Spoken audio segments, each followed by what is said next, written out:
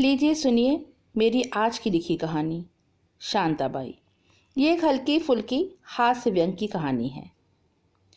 आज जब मैं कॉलेज से घर आई तो हर तरफ घर कुछ ज़्यादा ही साफ सुथरा सा था।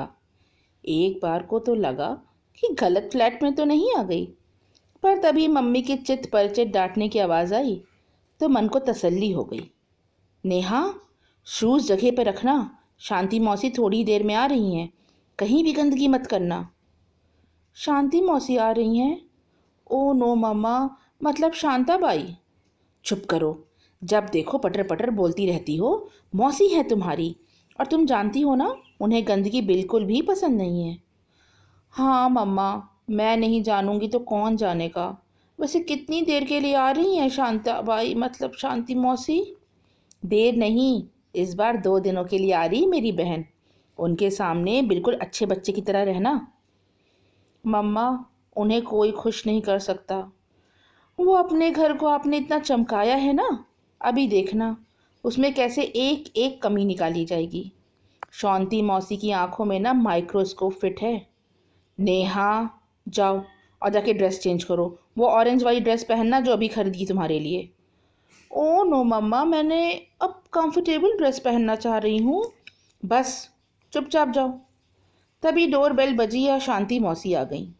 घुसते ही पहला रिमार्क आया, क्या दीदी, बाहर रोड पर कितनी गंदगी है, स्वीपर नहीं आया क्या? और नेहा की स्कूटी पर कितनी मिट्टी है।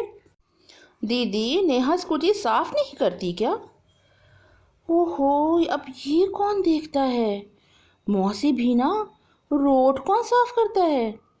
तभी मुझे आवाज़ लगाई गई, आओ नेहा बेटा, मौसी आ गई तुम्हारी। मैं बाहर गई। हाय मौसी। नेहा माय डार्लिंग, ये कैसा हेयर कट कराया है तुमने? बिल्कुल आउट ऑफ फैशन है और कितने ड्राई हेयर्स हो रहे हैं तुम्हारे। ऑयल किया कर बेटा। मैं चुपचाप बैठ गई और मौसी की माइक्रोस्कोपिक आइज़ मेरा मुआयना करने लगी। तभी मुझे एक आइडिया आया। मम्मा, मैं चाय बना लाऊं? हाँ हाँ नेहा, वो जो कप रखे ना मैंने निकाल के, वो वाले यूज़ करना। और स्नैक्स जो रैक पे रखे हुए हैं। मैं झटपट भागी।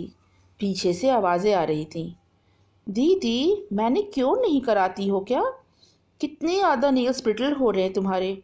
चलो कल एक अच्छे से पार्लर चलेंगे। और ये तुम्हारे कमरे के पर्दे भी बदलने वाले हो गए हैं। फिर जब मैं बाहर आई तो देखकर हैरान रह गई। मौसी झुककर सोफे के नीचे देख रही थी। दीदी, हाउस हेल्प ठीक से सफाई नहीं करती क्या? देखो कितना गंदा है नीचे। और तुम्हारा सोफ़ा कैसा स्मेल कर रहा है। अब सोफ़े को सूंघने की तो मुझे कभी सूझी ही नहीं थी। खैर मेरी किस्मत अच्छी थी, मौसी को चाय पसंद आ गई। पर कुछ तो गड़बड़ होनी ही थी। मैंने टेबल का सेंटर देख के कप्स नहीं रखे थे, तो मौसी ने पहले ठीक से टेबल सेट किया। फिर चाय पीते पीते वो किचन में गई। नेहा, किचन का चिमनी साफ है? हैं? मेरे मुंह से निकल गया। मतलब हाँ, हाँ मौसी। नहीं नेहा, देखो इट्स स्टिकी, कल इसे साफ कर लेंगे। और किचन के ग्रिल्स भी पेंट कराने वाले हो गए हैं। तभी मेरी फ्रेंड का फ़ोन आ गया और मैं बचकर भागी। रात को जब पापा घर आए तो उनकी भी क्लास लगी। उनके शूज़ पुराने थे, सर के बाल हल्के हो गए थे और शायद चश्मे का फ्रेम भी आउटडेटेड लगा मौसी को। जब पापा पानी पीने के लिए किचन में आए तो मैं वहीं खड़ी थी। नेहा बेटा, एक चेयर ला के दे दे, मैं थोड़ी देर यहीं बैठ के रिलैक्स कर लूँ। फिर रात को हम लोग आइसक्रीम खाने चौराहे पे चले गए। पूरे रास्ते सड़क पर पड़े एक एक पत्ते और एक एक कचरे का डिटेल में डिस्कशन किया मौसी ने। आइसक्रीम हाथ में आई तो थोड़ी राहत मिली, पर आइसक्रीम वाले को भी बहुत सी सहूलियतें दी गईं। जैसे उसकी रेट लिस्ट का कलर फेड हो गया था और रेट लिस्ट थोड़ी टेढ़ी टंगी थी। और शांति बाई, मतलब कि शांति मौसी ने तो हद कर दी, उसकी रेट लिस्ट भी ठीक करके सीधी टांग दी। और फिर जो आइसक्रीम के रैपर ज़मीन पे पड़े थे वो उठा उठा के डस्टबिन में डालने लगी। अब मैं वहाँ खड़ी थी, वो मुझसे बड़ी, तो मुझे भी डालने पड़े। जब हम घर वापस आए तो हम लोग मेन गेट बंद करने गए तो मौसी भाग कर अंदर से डस्टर ले आई। बोली, रुको जीजी, देखो देखो यहाँ जाला लगा है। कहाँ शांति? अरे देखो देखो। अरे देखो, अब साफ हो गया। हमने भी उनकी हाँ में हाँ मिला दी। नेहा, कल सुबह हम लोग स्कूटी और कार साफ करेंगे, ठीक है? अरे नहीं शांति, तुम क्यों करोगी? नेहा है ना, वो कर लेगी अकेले। मैंने हाँ में सर हिला दिया। रात को जब मैं सोई तो 2 बार गिना कि शांति मौसी को आए 2 दिन कब पूरे हो रहे हैं। तभी बाहर से किसी के चिल्लाने की आवाज़ आई। देखा तो सुबह हो गई थी, शायद सुबह के 5:30 बजे होंगे। देखा कि जमादार को डांट पड़ रही है कि वो ठीक से सड़क नहीं बहारता। उस पर भी चैन नहीं पड़ा तो शांति मौसी ने उसका झाड़ू ले लिया और सड़क बहार कर दिखाने लगी। देखो, ऐसे साफ करते हैं। तुम ना जाने क्या सारा कूड़ा इधर से उधर करते रहते हो। चलो ठीक से बहारो। सड़क पर मॉर्निंग वॉक करने आए लोग भी उनसे प्रभावित होकर बेचारे जमादार को डांटने लगे। तभी मम्मी ने उन्हें अंदर बुलाया और मेरी जान में जान आई। कभी घर की घड़ी सीधी की जाती, कभी टेबल मैट धो दिए जाते।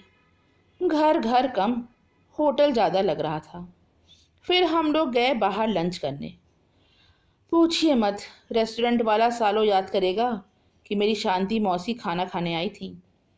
जिंदगी के वो 2 दिन बड़े लंबे थे और इस सफ़र का अंत हुआ ओला कैब बुक करने से। 5 कैब बुक होकर कैंसिल हुई क्योंकि मौसी को कार हाइजीनिक नहीं लग रही थी। फिर पापा को ऑफिस से बुलाया गया और मौसी का शानदार सफ़र संपन्न हुआ।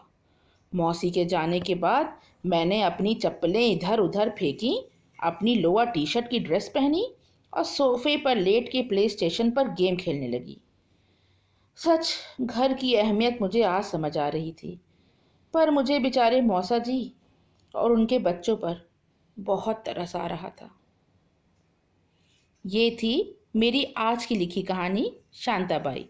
कहानी अच्छी लगी हो तो लाइक करें और ऐसे ही मज़ेदार कहानियाँ सुनने के लिए चैनल को सब्सक्राइब करें। Bye for now.